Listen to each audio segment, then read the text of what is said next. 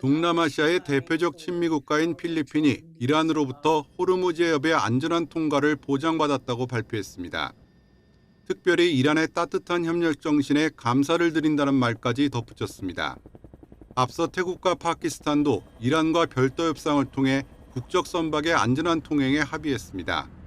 말레이시아 역시 유조선 7척의 통과를 허가받았고 통행료도 면제받았습니다. Saya ambil kesempatan juga ucapkan terima kasih kepada Presiden Iran kerana awal memberi laluan.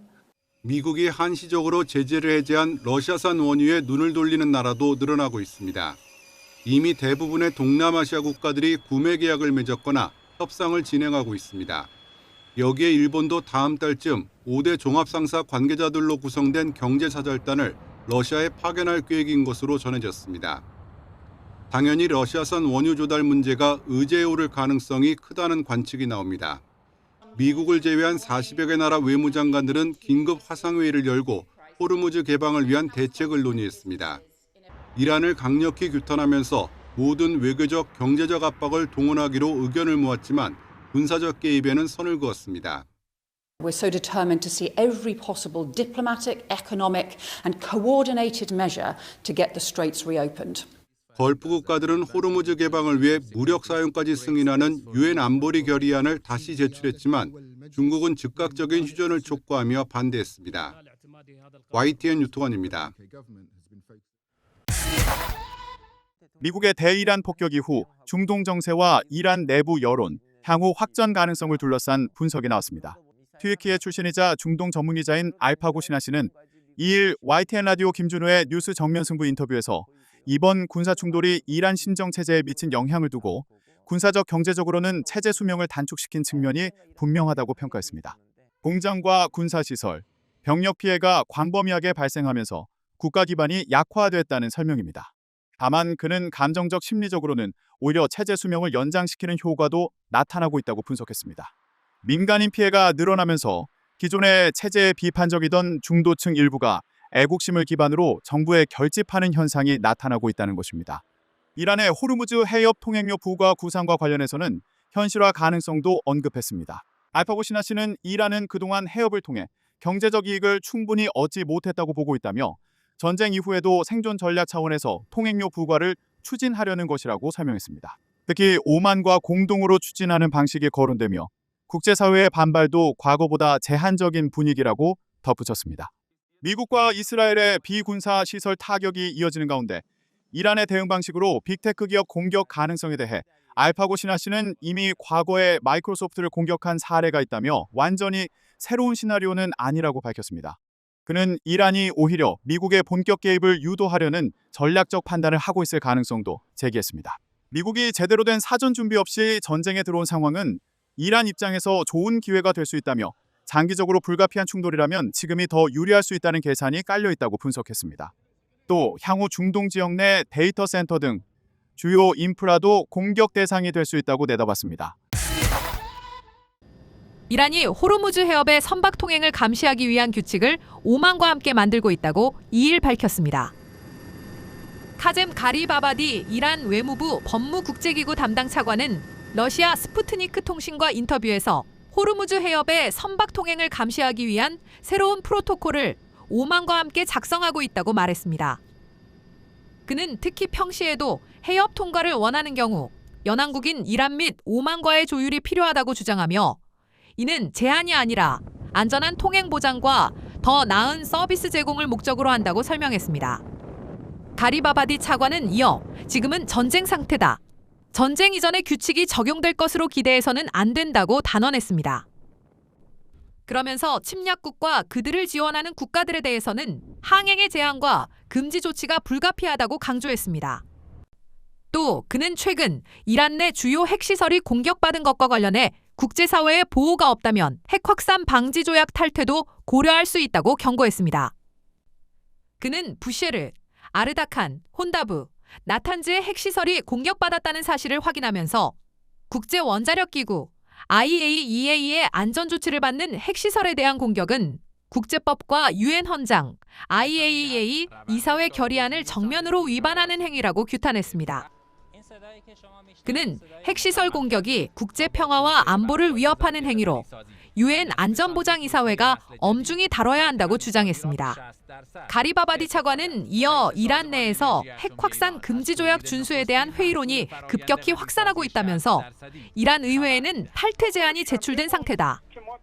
정당한 핵에너지 권리를 보호하지 못하고 시설 안전도 보장하지 못하는 IAEA와 국제사회의 무능함에 대해 국민적 분노가 크다고 강조했습니다.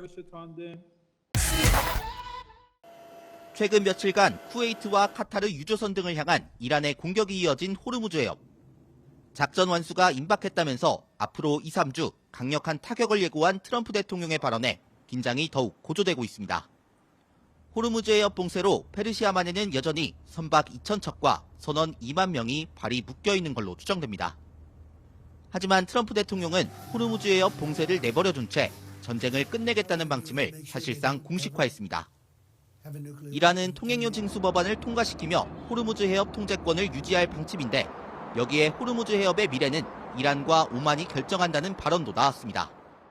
ببینید تنگه هرمز واقعیتش این هست که در آبهای داخلی ایران و عمان قرار گرفته. داخل آبهای بین‌المللی نیست. داخل آبهای داخلی ایران و عمان هست. 전쟁이 끝나도 호르무즈 해협의 개방이 불투명해진 상황에서 수출 통로가 막힌 중동 산유국들은 돌파구를 모색하고 있습니다. 사우디아라비아와 아랍에미리트는 기존 송유관을 확장하거나 새로 건설해 호르무즈 해협을 우회하는 방안을 검토하고 있는 것으로 전해졌습니다. 높은 비용과 기술적 어려움은 물론 건설 과정에서 IS 무장 세력 등의 위협까지 안전 문제도 걸림돌입니다. 호르무즈 해협의 지정학적 리스크가 확산하고 있는 가운데 세계 원유 수급 불안은 장기화할 가능성이 커지고 있습니다. 오만 무스카트에서 YTN 안동준입니다. 이란의 호르무즈 해협 봉쇄로 국제 유가가 치솟지만 트럼프는 이번에도 무책임한 발언을 쏟아냈습니다. 미국은 상관이 없다며 필요한 국가들이 알아서 해협을 지키라고 요구했습니다. 그게 싫으면 미국에서 기름을 사라는 말도 했습니다. Number one, buy oil from the United States of America. We have plenty. We have so much. And number two, build up some delayed courage. Go to the strait and just take it. Protect it. Use it for yourselves. 사실상 전쟁으로 생긴 피해는 떠넘긴 채 무책임하게 빠져나가겠다는 입장을 분명히 한 겁니다.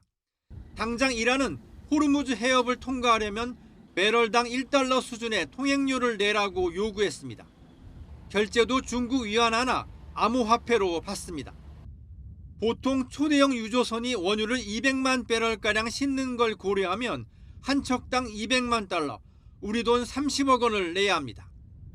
그것도 이슬람 혁명 수비대의 심사를 거쳐야 해서 이란에 밉보이면 통과를 장담할 수도 없습니다. طبیعی هم هست در زمان جنگ هست طبیعی هست که ما به دشمنان خودمون نمیتونیم اجازه بدیم از آبهای داخلی ما استفاده بکنن و برای تردد. 이란 측은 이미 호르무즈 해협을 통과하는 선박들로부터 통행료를 받는 것으로 알려졌습니다. 통행료 부과가 굳어지면 이란은 1년에 GDP 4분의 1에 달하는 150조 원을 벌어들일 것으로 전망됐습니다. YTN 김선중입니다. 평소와 다름없는 부활절 행사장이었지만 트럼프 대통령 입에선 뼈있는 발언들이 쏟아졌습니다. 타겟은 호르무즈 해협 파병 요청에 신중한 태도를 보이는 동맹국들입니다. 특히 한국을 콕 집어 언급한 대목이 예사롭지 않습니다. Let South Korea, who is not helpful to us, by the way, let South Korea, we only have 45,000 soldiers in harm's way over there right next to a nuclear force. Let South Korea do it. 이란 전쟁과 관련한 대국민 연설에서도 똑같은 기조가 이어졌습니다. The countries of the world that do receive oil through the Hormuz Strait must take care of that passage. They must cherish it. They must grab it and cherish it. 북핵 위협을 뜻하는 핵 무력까지 언급하며 미국이 한국의 안보를 위해 위험을 감수하고 있다는 점을 강조했습니다. 실제 2만 8천여 명 수준인 주한 미군 규모를 4만 5천 명으로 부풀려 말하며 미국의 기여를 과시했습니다. 트럼프 대통령이 나토를 넘어 한국에 대해 이처럼 구체적인 불만을 공개 토로한 것은 사실상 처음입니다. 이란의 해협 봉쇄에 맞서 공동 방위 가담을 압박하면서 향후 안보와 경제 협상에서 주도권을 잡으려는 포석으로 풀이됩니다. 당장 올해 진행될 방위비 분담금 협상에서 미국이 역대급 증액을 요구할 것으로 보입니다. 안보 기여를 경제적 가치로 환산하는 트럼프 특유의 거래적 외교 방식입니다. 파병 거부를 빌미로 방위비뿐 아니라 무역 규제까지 연계할 가능성이 큽니다. 실제 트럼프 행정부는 이미 무역법 301조를 꺼내들어 한국과 일본 등 주요 교역국에 대한 조사를 시작한 상태입니다. 미국이 제공하는 안보의 대가로 더 많은 비용과 군사적 기여를 요구하는 트럼프식 동맹 청구서가 본격화되고 있습니다. YTN 권영입니다.